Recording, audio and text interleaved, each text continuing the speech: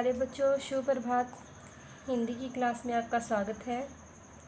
बच्चों, हमने हिंदी में हमारा अध्याय 4 किया था, उन्नति का साधन। हाफ लेसन हमने इसका कर लिया था। उसके बाद हाफ रहता है जो आज आप करेंगे। तो आइए अपना टॉपिक स्टार्ट करते हैं। यदि आप मानसिक कार्य करते करते थक गए हैं तो थोड़ा खेल कूद लीजिए, फिर देखिए आपको कैसा अनुभव होता है। मानसिक काम कौन कौन सा होता है जिसमें हमें दिमाग का यूज़ करना होता है। आपकी घबराहट, सुस्ती आदि दूर होती है या नहीं। व्यायाम करने व खेल कूद आदि से पसीना आता है, जिससे शरीर के रोग दूर होते हैं। खेलने से पसीना आता है और जिससे क्या होते हैं, हमारे शरीर के रोग दूर होते हैं। रक्त का संचार ठीक प्रकार से होता है। पाचन शक्ति बढ़ती है। शरीर बलवान, फुर्तीला और सुडौल बनता है। इससे अंग अंग हष्ट पुष्ट होता है और मुख पर एक अनोखा तेज होता है। व्यायाम करने से बुढ़ापा जल्दी आक्रमण नहीं करता और शरीर को चुस्त व गतिशील रहने की आदत बनी रहती है। क्या होता है, जब हम कई बार थक जाते हैं तो हमें खेल कूद लेना चाहिए। इससे हमारा जो मन है वो फ्रेश हो जाता है और हमें थकान भी इतनी नहीं होती। अगर हम खेले कूदेंगे तो हम क्या रहेंगे, हष्ट पुष्ट रहेंगे, यानी कि स्वस्थ रहेंगे और आलस्य भी दूर रहेंगे।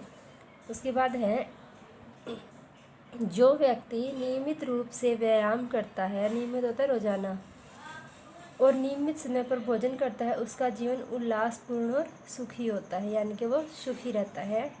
व्यायाम करने वाला व्यक्ति हंसमुख होता है, हमेशा हंसते रहने वाला, आत्मविश्वासी, उत्साही और निरोग होता है। उत्साही जिसमें उत्साह रहता हो हमेशा, और निरोग जिसको कोई रोग ना हो। तो जो आदमी योगा करता है, एक्सरसाइज करता है, वो हमेशा क्या रहता है, जिसमें आत्मविश्वास रहता है, उत्साह से भरा रहता है और उसमें कोई भी रोग शरीर में नहीं लगते। व्यायाम से मनुष्य संयमी बनता है। संयमहीन जीवन विपत्तियों का आगार है। संयम क्या होता है?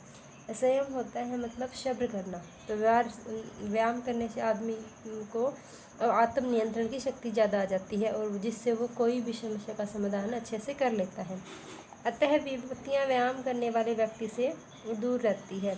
फिर जो संयमी है वही शक्तिवान है। धैर्य उसकी चारित्रिक विशेषता बन जाती है। धैर्य वीरता का अति उत्तम दुष्प्राप्य अंग है। धैर्य संतोष की कुंजी है और प्रकृति का रहस्य है। विशेषता होता है खासियत, दुष्प्राप्य होता है मुश्किल से प्राप्त होने वाला।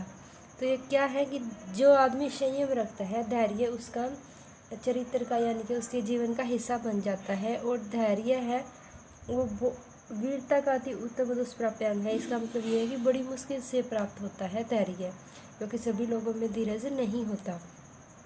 धैर्य संतोष की कुंजी है और जिस व्यक्ति में धीरज होगा वो उसको संतोष अपने आप हो जाएगा। और यही प्रकृति का क्या है, रहस्य है।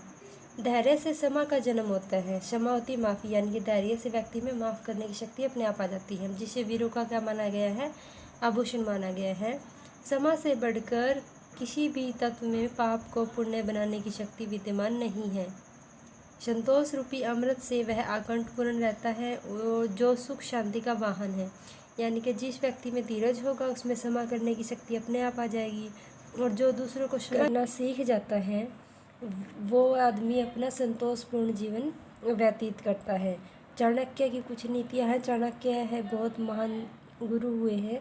उन्होंने क्या बताया था, संतोष को ही देवराज इंद्र का नंदनवन बताया था।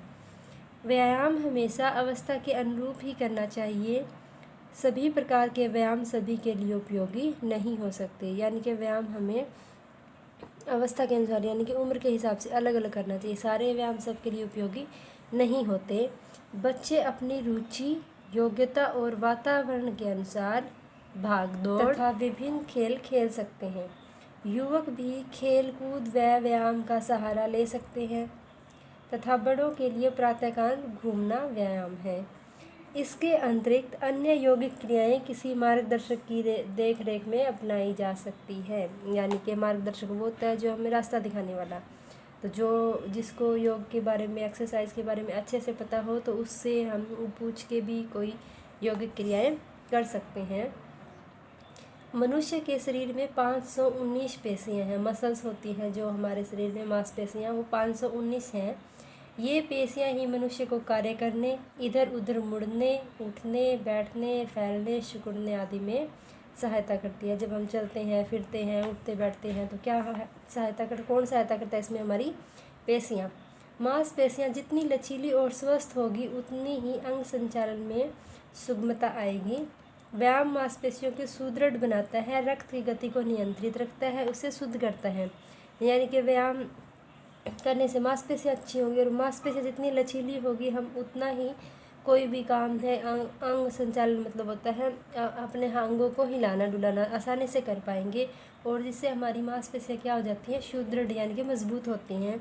और रक्त की गति, रक्त होता है खून की गति है, जो स्पीड है उसको कंट्रोल कर लेती है और उसको शुद्ध करने का काम भी करते हैं, जिससे शरीर में रोग नाशक शक्ति का विकास होता है। रोग नाशक मतलब रोगों का नाश करने वाली, तो रोग प्रतिरोधक क्षमता बढ़ती है, रोग भयभीत होकर व्यक्ति से दूर भाग जाते हैं। तो स्टूडेंट, इस लेसन में हमने ये सीखा था कि हमें किस प्रकार जो यौगिक क्रियाएं हैं हमारे शरीर को स्वस्थ रख सकते हैं। अगर हमारा शरीर स्वस्थ होगा तो हमारा मन भी स्वस्थ हो जाएगा, आत्मा भी स्वस्थ हो जाएगी, हम सभी बुरे विचारों से दूर रहेंगे। तो स्टूडेंट, आपको ये लेसन अच्छे से रीड करना है। Thank you, have a good day.